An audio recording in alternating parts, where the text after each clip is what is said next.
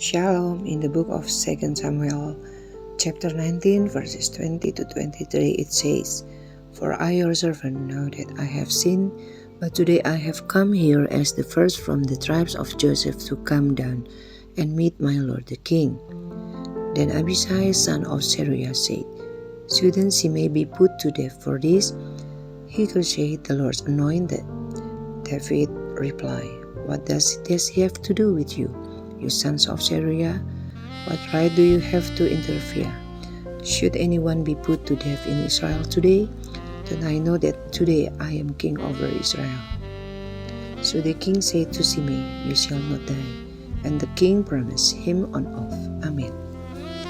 My brothers and sisters, when King David's son Absalom betrayed him, King David had to flee from his kingdom along with his soldiers. Arriving in Bahurim, he met Shimei son of Gera, who was still related to King Saul.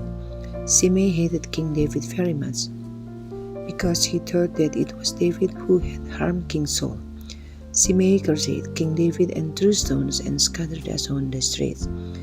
And Abishai the commander was angry and asked David to kill Shimei, but David would not let him.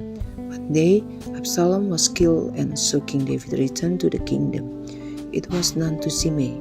Therefore, Shimei with the company met King David, who was going to cross the Jordan. And so Shimei confessed his guilt and asked for forgiveness. When the commander Abishai heard this, he could not accept the matter because Shimei had cursed King David and had to be killed. But King David still forgave Shimei.